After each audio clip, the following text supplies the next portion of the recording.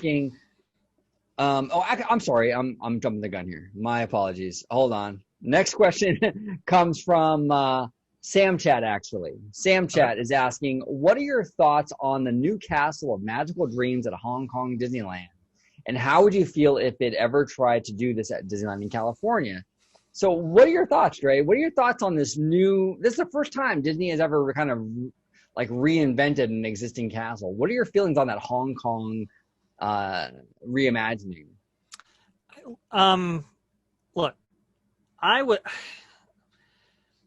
really like the idea of these castle parks having a unique identity in some way, especially with their icon being their castle. I think castles should be unique for the parks. I really do think they should have their own identity, and identity flow throughout these parks, these castle parks in these various continents, countries, so forth.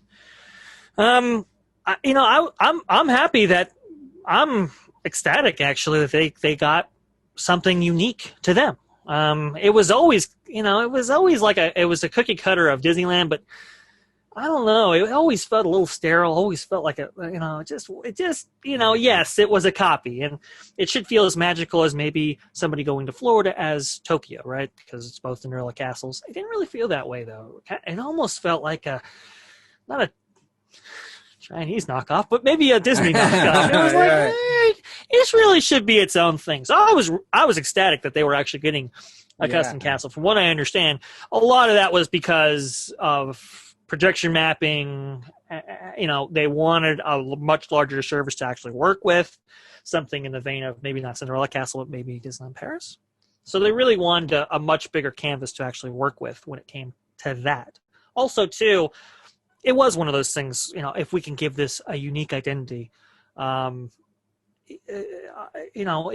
maybe people think about it differently than maybe Shanghai or so forth. So I was happy with it. As far as like the architectural features, I actually do like them. I think it's the coloring that's got everybody like kind of, I don't know if I would have chosen those precise colors. And I know colors are a big thing right now, especially with Florida, but it's important. I am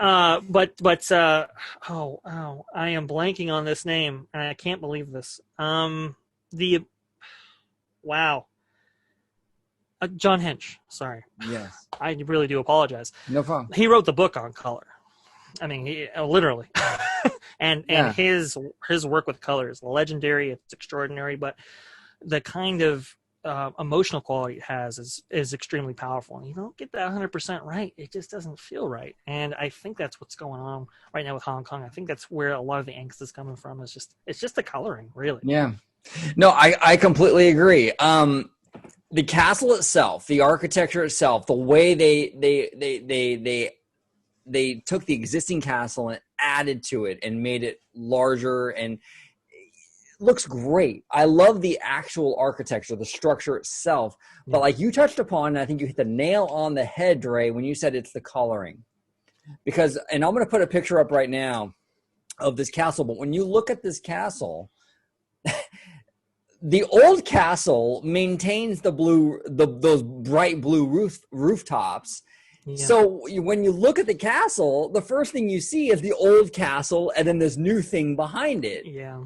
Yeah. That's the problem. If they would have painted the castle a different color scheme where it felt more like the new castle, blended more with the old one, a bit more cohesive, it would be fine. Yeah. It's just that, they almost highlighted the old castle with those blue rooftops. It just, your eye goes right to the old castle. I know. And that's the first thing you notice. And then you notice the big stuff, the additions in the background. So that's my only complaint. Overall, though, I agree with you. The architecture is gorgeous. I think it's a great addition. Yeah. I support it. It always bothered me. Like you mentioned, it felt like an imitation. Yeah, it did. It felt like I know like during that Eisner era, they were kind of using Disneyland's 50th anniversary as sort of like a justification to copy Disneyland's castle as an homage, but it always felt kind of cheap and lazy to me in a way, That's exactly what it was. And and it just goes back to, hey, look, we went all out on Paris. We really got screwed. We really got hammered for problems that were not the Imagineers' fault, but of course they got the brunt of it because of how much they spent. Keep costs down, keep development dollars down, more importantly. What can we do for Hong Kong? Carbon copy design, essentially, is what happened. Yeah. So I'm glad that Disneyland has a unique castle again. I mean, It was Walt's original castle. It should stay unique. Mm-hmm. I don't think I'd want this to come to Anaheim. Like Sam mentioned here, would you want this to come to Anaheim? I Absolutely don't. Not. This is the hill I'm dying on. Never, ever, ever, ever, ever happen at Disneyland in Anaheim. No, don't care. I don't care how great your projection show looks. Yeah. No. This is no. Yeah. Absolutely not. This is iconic. This is the way Walt wanted it. If we can't keep anything of what Walt wanted, we can at least keep the icon. Okay, that's a hard pass for me.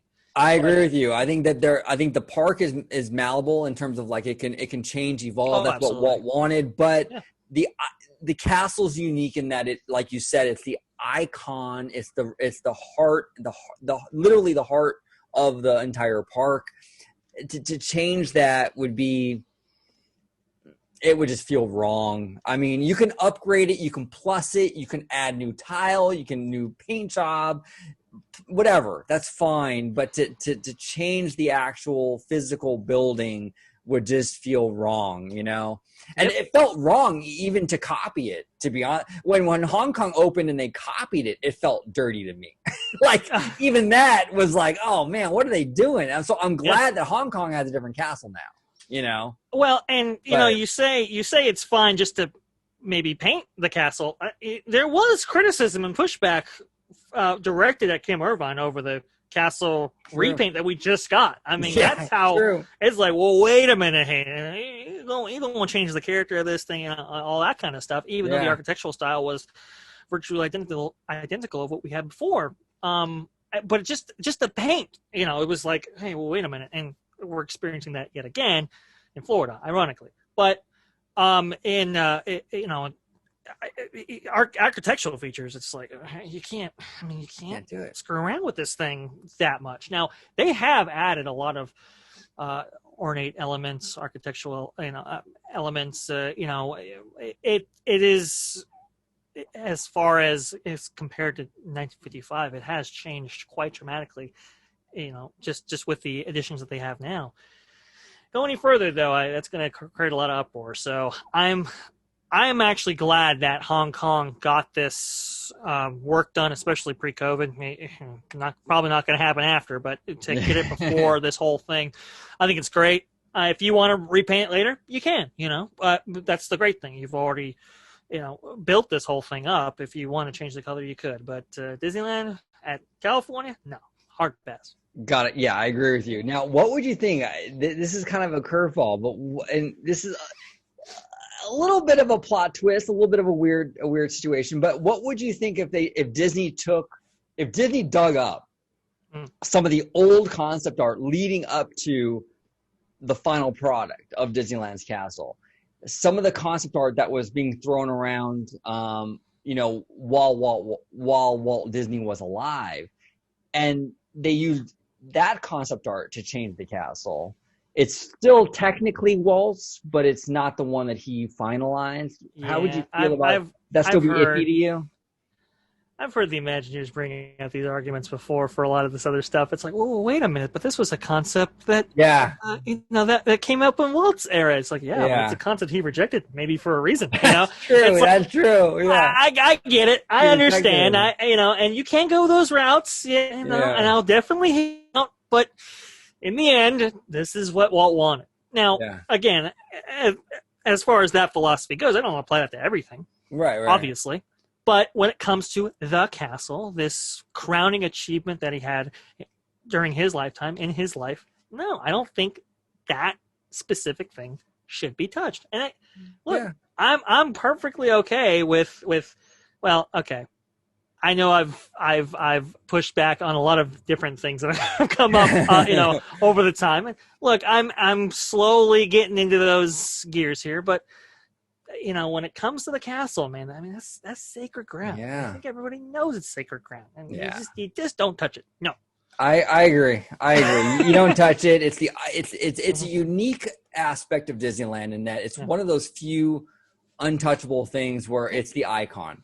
You can literally change anything else in the park. Yeah. But that's the one thing that you know what? You just can't. You just can't. No.